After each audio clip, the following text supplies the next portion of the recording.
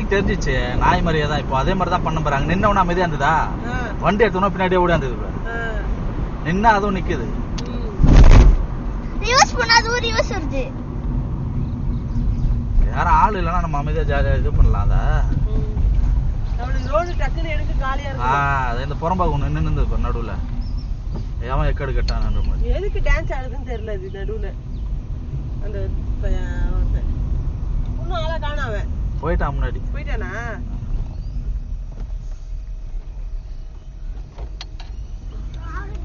கரும்பு வண்டி வந்துச்சுன்னா எச்சரிக்கை கொடுக்க வேண்டியதுதான்.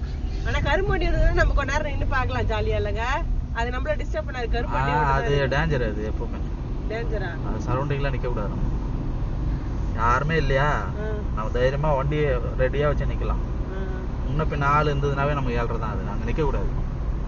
அந்த என்ஜாய்மெண்ட் பார்த்தோன்னு வச்சுக்கா, எது என்ன